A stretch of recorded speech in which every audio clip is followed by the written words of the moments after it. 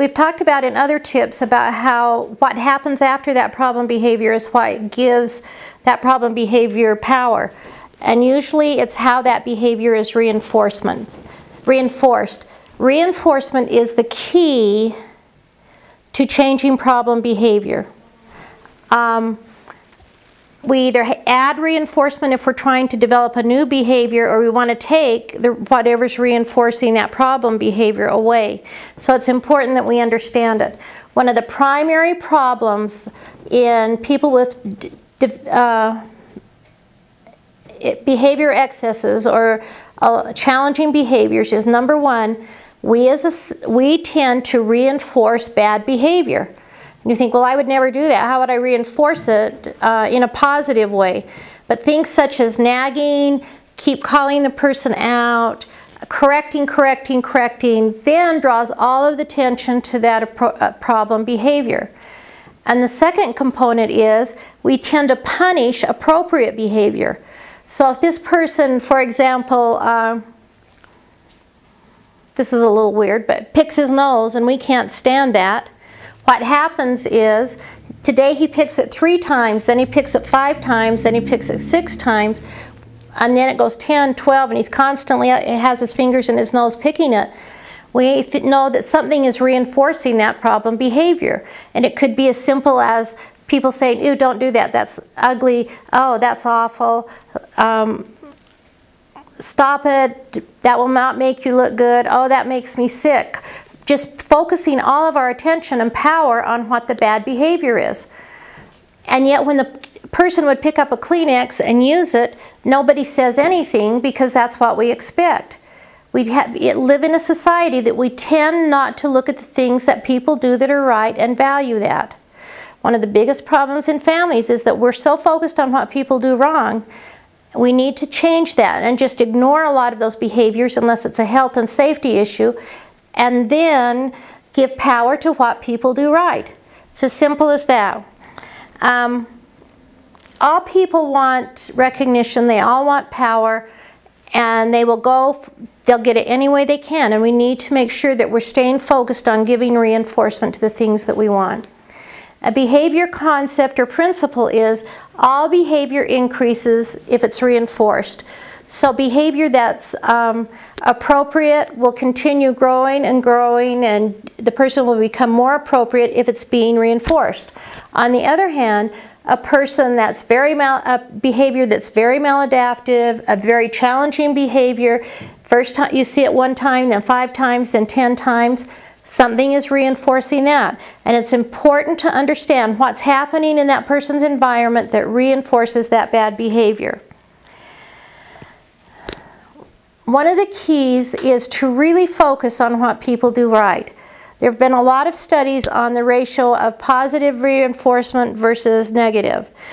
And really we should be using a 5+ ratio to every correction we give. So when we have to correct someone, that person needs to be revalidated. And it sounds like, oh, this is going to be a never-ending job. And you know, initially it is, but if you will get yourself trained to that whole pattern, then you'll see those things coming naturally. Instead of calling or correcting, you're more focused on praise. One of the problems with people with developmental disabilities is the fact that oftentimes they don't even recognize the fact that they're being reinforced because of the communication barriers and other barriers that exist. One of the things that we need to look at is how do we deliver reinforcement effectively? So if I said just generally, you all did a really good job in taking notes today. And then I would say to the audience, who was I reinforcing? They couldn't identify that because it was such a vague, rambling type of intervention. It's a couple things that research is showing us about intervention. And this was a project done by several people, Bill Jensen from the U of U and Dan Morgan and some other folks participated in this study. And one of the things they found is the way we deliver reinforcement becomes critical. And what I found in my 40 years of experience is the fact that especially with people with developmental disabilities or other disabilities that involve communication problems. They don't even understand that they're being reinforced. So some of the criteria they pointed out, the more immediate that reinforcer is, the more power. So if you're teaching a new behavior, if you're trying to teach a person hands to themselves instead of hitting, you want to be reinforcing every time you see that person for him having his hands to himself. I like it. You may even develop a little reinforcement chart. The next thing is frequent. Give high ratios every time. Be descriptive. Tell that. No, let's see. You be enthusiastic. Mean exactly what you say. One of the things that happens is that lots of times we just go around and throw it a good job, da da da. It cannot be that way. You have to mean what you're saying, and that child or that person has to understand that. The third thing is establish eye contact. Instead of just looking all around and saying, wow, I like the way you made your bed today, look the person directly in the eye. Say to them, I like the way you follow directions and you made your bed today. Thanks so much. Now with people with a lot of communication problems, they are more empowered if you give them, say, a high five, knocks, thumbs up, a little clap, and also use their name.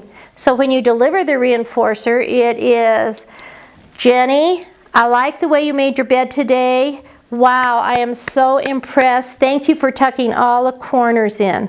So I was very specific and descriptive, and that brings us to the next step. Be descriptive. Do not say, good job. Do not say, oh, that was good. Say exactly what it is that you liked. And this becomes critical not only for that person, but then you're always teaching other children in the environment what that expectation is. What are the things that you like, what you value, and trying to shape their behavior. And the last one is use a variety of reinforcers, especially if you're trying to change and develop a new behavior. There are three basic kinds of reinforcers. One is social reinforcers. The next is material reinforcers such as tokens, a little marble, a little point on a point card, a sticker, whatever it may be. And the third is activity reinforcers. Now, research points out that the most powerful of all reinforcers is social. Just that person knowing that you valued what they wanted, a smile from you, a high five, those social reinforcers are critical. But it also indicates when you're in the process of starting to develop a new behavior and more appropriate behavior, adding some other components seem to speed up that process. Now it might be a point card with points on it, and then later that point card, this is the material reinforcer, that those points can be used to buy a trip out to get a drink or to go buy a treat of some other kind. But it becomes very critical. So let's just review. All behavior increases when it's reinforced. And the way we deliver reinforcement becomes critical. We need to do it immediately. We need to do it frequently. We need to be enthusiastic, establish eye contact, be descriptive, and the last one is use a variety of reinforcers.